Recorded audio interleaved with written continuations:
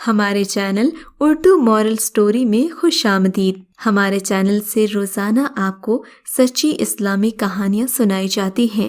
ان کہانیوں میں کوئی نہ کوئی ایسا سبق چھپا ہوتا ہے جو آپ کی زندگی سنوار سکتا ہے۔ آج کا واقعہ بھی ایسا ہی ہے۔ چلیے سنتے ہیں آج کی کہانی۔ میرا نام عائشہ کنول نیازی ہے۔ میں ایک مڈل کلاس گھرانے سے تعلق رکھتی ہوں۔ 2 بہنوں اور ایک چھوٹے بھائی کی بڑی بہن اور بیوہ ماں کا سہارا ہونے کے ناطے اپنے گھر کی خود کفیل ہوں۔ گھر میری ہی تنخواہ سے چلتا ہے کیونکہ سر پر باپ کا سایہ نہیں ہے۔ ماں کی مستقل بیماری اور چھوٹے بہن بھائیوں کی اسکول کی فیس اور گھر کے اخراجات پورے کرنے کے لیے میں ٹیوشن پڑھاتی ہوں۔ میں نے زندگی کے اتنے دھکے کھائے ہیں کہ بتا نہیں سکتی۔ بہت کم وقت میں زندگی کا ہر روپ میں نے دیکھ لیا ہے۔ ابا جی ایک اسکول میں ٹیچر تھے۔ ان کی تنخواہ سے گھر کا گزارا مشکل سے ہوتا تھا، پر ان کا وجود ہمارے لیے صاحبہ کی طرح تھا۔ زندگی تب مشکل تھی، اب تو ہم پر تنگ ہو گئی تھی۔ رشتہ داروں نے تو ابا کے جانے کے بعد ایسا منہ پھیرا کہ پلٹ کر نہیں دیکھا، لہٰذا اب ہمیں خود ہی اپنا بوجھ اپنے کاندھوں پر اٹھانا تھا۔ وہ تو اللہ کی کرنی کچھ ایسی ہوئی کہ اسکول میں ابا جی کی جگہ خالی ہوئی تو ہیڈ ماسٹر صاحب جو ابا جی کی ایمانداری اور سچائی کی قدر کرتے تھے، مجھے اس جگہ کو پورا کرنے کی پیشکش کر دی۔ گھر کے حالات کو دیکھتے ہوئے میں نے حامی بھر لی، کیونکہ میں اسکول میں میل اور فیمیل ٹیچرز دونوں تھے۔ اسکول میں جاب کرتے ہوئے میری ساتھی ٹیچرز نے پارٹ ٹائم جاب کرنے کی صلاح دی۔ گھر کے حالات اور پریشانیاں دیکھتے ہوئے میں نے حامی بھر لی اور ایک آفس میں پارٹ ٹائم جاب کرنے لگی۔ میری کوشش ہوتی کہ جلد سے جلد گھر کی راہ لوں۔ اماں میری بہت فکر کرتی تھیں کہ کوئی اونچ نیچ نہ ہو جائے۔ میں اماں کی باتوں پر ہنستی، مگر سچ تو یہ ہے کہ اس بات کا اندازہ مجھے بھی تھا۔ ہمارے اسٹاف میں 2 ہی لڑکیاں تھیں جو میری طرح مجبور اور ضرورت مند تھیں۔ میل اسٹاف کسی نہ کسی طرح ہماری پریشانی کا باعث بنتا رہتا۔ میں مجبور تھی، سو اسی لیے چپ ہو جاتی۔ بس میں سفر کرنا ایک اکیلی لڑکی کے لیے بھی دشوار ہوتا ہے، اس کا اندازہ بھی مجھے جلد ہی ہو گیا۔ میں کوشش کرتی کہ پیدل گھر تک کا سفر طے کروں، لیکن یہ بھی آسان نہیں تھا۔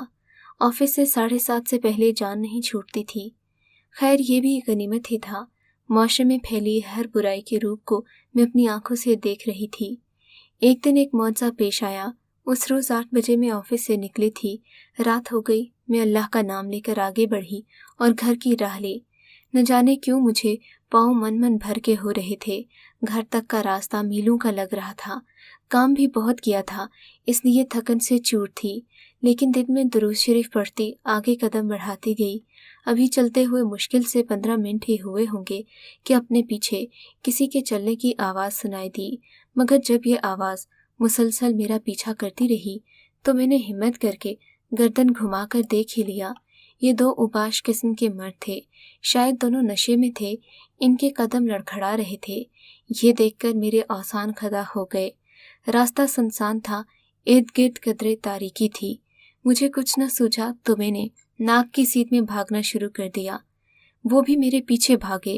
میں نے چیخنے کی کوشش کی، مگر میری آواز جیسے گھٹ کر رہ گئی۔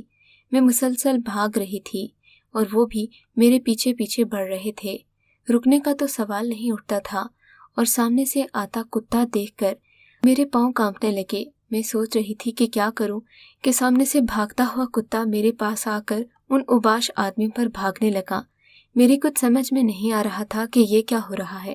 اسی وقت مجھے اپنے گھر کا گیٹ نظر آیا۔ میں بھاگ کر اس تک پہنچ گئی، دروازہ پیٹنا شروع کر دیا۔ اسی طرح پیٹتے پیٹتے اندھیروں میں ڈوبتی چلی گئی۔ میری چھوٹی بہن نے مجھے لا کر دروازے پر ہی بے ہوش ہو گئی۔ آنکھ کھلی تو میری چھوٹی بہن میرے سرہانے بیٹھی تھی۔ وہ میرے بے جان وجود کو ہلا رہی تھی۔ مجھے ایسا محسوس ہوا جیسے میرا بدن برف کا ہو گیا ہے، نہ ہاتھ پیروں کا احساس، نہ خود کا ہوش، اور ایسی حالت میں وہی خوفناک منظر آنکھوں کے سامنے۔ پیچھے آتے 2 اوباش اور شیطان صفت آدمی، سامنے سے نمودار ہوتا جانور۔ جاؤں تو جاؤں، کہاں جاؤں، کہاں بھاگوں؟ پھر میں اٹھ بیٹھی، جسم پسینے میں شرابور ہو رہا تھا۔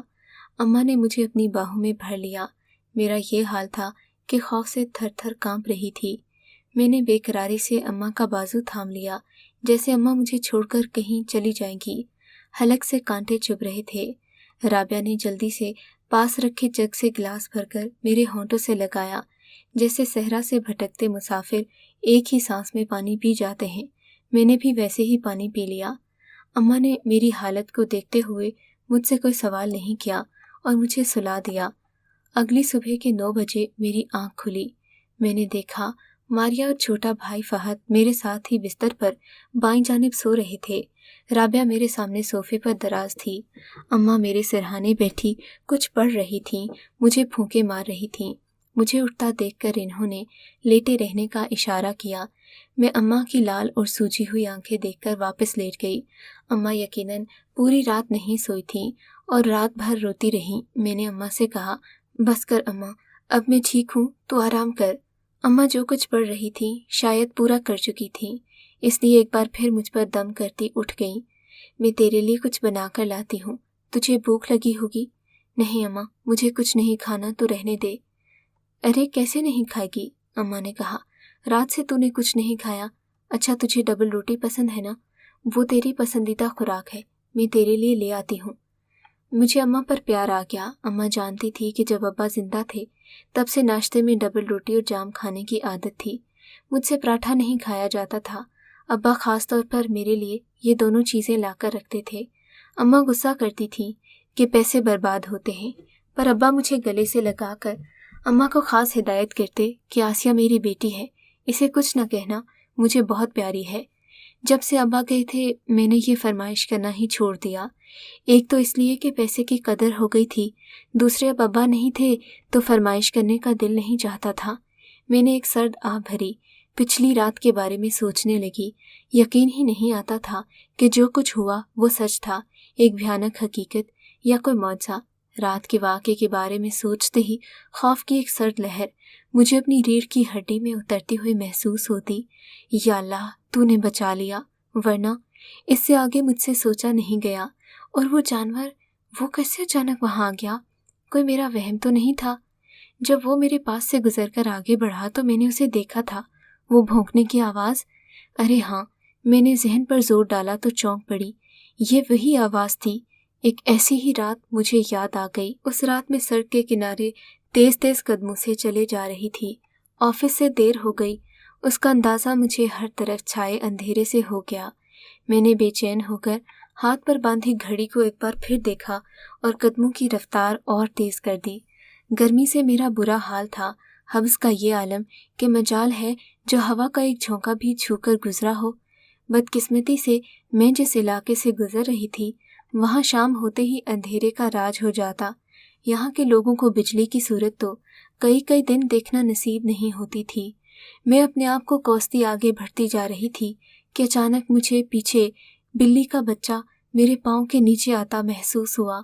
मैं घबरा गई। हाय अल्लाह, कहीं मर ही ना गया हो। मैंने दुपट्टे से अपना चेहरा साफ किया और बेताबी से पलटी। वहाँ पहुंचकर देखने लगी कि बच्चा ठीक तो है ना, मगर सामने जो जानवर था उसे देखकर मेरे औसान ही खता हो गए। एक बड़ी सी कुतिया अपने पाँव फैलाए बैठी थी और उसके बच्चे अपनी माँ के इर्द गिर्द घूम रहे थे। मैं पलट कर जाने वाली थी कि कुतिया के बच्चों की बेताब आवाज़ों ने मेरे कदम रोक लिए। मैंने गौर से देखा तो कुतिया की जुबान बाहें लटक रही थी और गर्दन नीचे की तरफ मुड़ी हुई थी।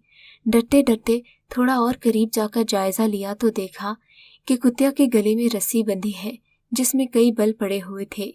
उसे सांस लेने में दुश्वारी हो रही थी। यकीनन ये शरारती बच्चों का कारनामा होगा, मगर इस अंधेरे और सड़क पर तन्हा होने के एहसास ने मुझे खौफ में मुब्तला कर दिया। अब मैं शशोपंज में थी कि कुतिया को इस तकलीफ से आज़ाद करवाऊं या नज़रअंदाज करके आगे बढ़ जाऊं। फिर मैंने हिम्मत करके उसकी मदद का फैसला कर लिया। पहले तो मैंने अपनी पानी की बोतल से पास रखे खाली टीन के डब्बे में पानी भरकर उसके सामने रखा। फिर बड़ी एहतियात से घूमकर उसके पीछे गई, रस्सी को हाथ में लिया और आहिस्ता आहिस्ता सारे बल खोलकर रस्सी उसके गले से निकाल दी। इससे पहले कि कुतिया के हवास बहाल होते मैं वहां से भाग खड़ी हुई और कल रात उस कुतिया ने मेरे एहसान का बदला चुकाते हुए इन बदमाशों से मेरी जान बचाई। मैंने उस जानवर पर एक छोटा सा एहसान किया, उसने मेरे एहसान का बदला कैसे चुकाया। मैं अपनी सोचों में गुम थी कि दरवाज़ा खुलने पर अम्मा की आवाज़ पर मैं हाल में लौट आई। اماں ناشتہ لے کر اندر آ گئی تھیں۔ میں نے اماں کو پیار بھری نظروں سے دیکھا اور پلیٹ اپنی طرف بڑھا لی۔ اماں نے ایک بار پھر کچھ پڑھنا شروع کر دیا۔ اماں بس کر اب، میں بالکل ٹھیک ہوں۔ اماں نے ایک نظر مجھے دیکھا اور بولی، سچ سچ بتا عائشہ، تجھے کیا ہوا تھا؟ تو کیوں بے ہوش ہو گئی تھی؟ اماں نے ایک ہی سانس میں کئی سوالات کر ڈالے۔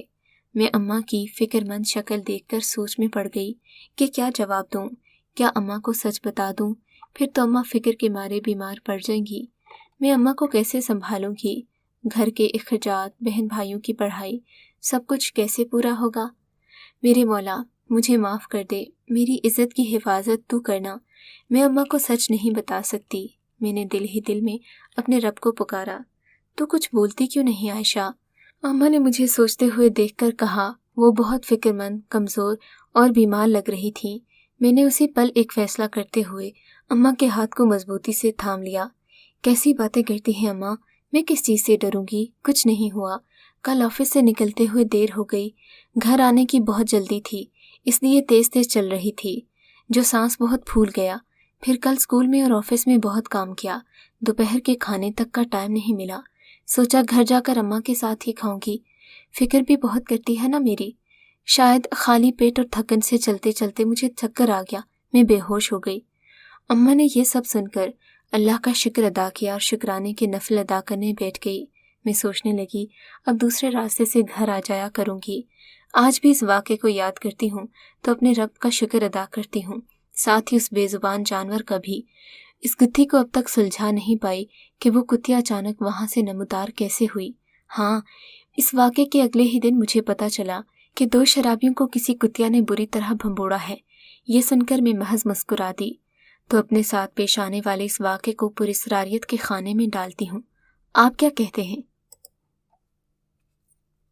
اگر آپ کو آج کا یہ واقعہ پسند آیا ہے تو اس ویڈیو کو لائک ضرور کیجیے اور اس طرح کے مزید قصے سننے کے لیے ہمارے چینل اردو مورل سٹوری کو سبسکرائب ضرور کیجیے۔